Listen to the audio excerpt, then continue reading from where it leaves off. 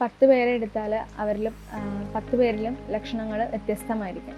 എന്നാലും പ്രധാനമായിട്ടും പൈൽസിൽ കണ്ടുവരുന്ന ലക്ഷണങ്ങളാണ് രക്തസ്രാവം, വേദന, പുകച്ചിൽ, ചൊറിച്ചിൽ, അതുപോലെ മലദ്വാരത്തിൽ നിന്നുണ്ടാകുന്ന കൊഴുത്ത ദ്രാവകം പോലുള്ള അല്ലെങ്കിൽ പസ് ഡിസ്ചാർജ്. ഇതിലേതെങ്കിലും ലക്ഷണങ്ങൾ നിങ്ങൾക്ക് അനുഭവപ്പെടുകയാണെങ്കിൽ ഉടൻ തന്നെ ഡോക്ടറിൻ്റെ ചികിത്സ തേടേണ്ടത് അനിവാര്യമാണ്. പൈൽസ്, ഫിഷർ, ഫിസ്റ്റുല ഇത് മൂന്നും തമ്മിലുള്ള വ്യത്യാസം എന്താണെന്ന് നോക്കാം. പൈൽസ് എന്ന് പറയുന്നത് മലദ്വാരത്തിന് ചുറ്റുമുള്ള ഞരമ്പുകളിൽ ഉണ്ടാകുന്ന സമ്മർദ്ദം മൂലം ഒരു വീക്കമായി രൂപപ്പെടുകയും ആ തടിപ്പിനെയാണ് നമ്മൾ പൈൽസ് എന്ന് പറയുന്നത്. ഫിഷർ എന്ന് പറഞ്ഞാൽ മലദ്വാരത്തിൻ്റെ അകത്തുള്ള ലൈനിങ്ങിൽ വിള്ളലുകൾ പോലെ മുറിവുകൾ ഉണ്ടാവുകയും അത് ഉണ്ടാകാനുള്ള ഒരു പ്രധാന കാരണമാണ് നമ്മുടെ മലബന്ധം അഥവാ കോൺസ്റ്റിപ്പേഷൻ.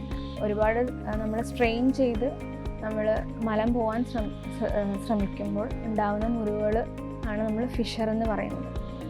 അടുത്തത് ഫിസ്റ്റുല. മലദ്വാരത്തിന് ചുറ്റും ഏതെങ്കിലും ഒരു ഭാഗത്ത് ഒരു മുറിവുണ്ടാവുകയും അത് പിന്നീട് ഒരു ദ്വാരമായി മാറുകയും ചെയ്യും. അതിനെയാണ് നമ്മൾ ഫിസ്റ്റുല എന്ന് പറയുന്നത്.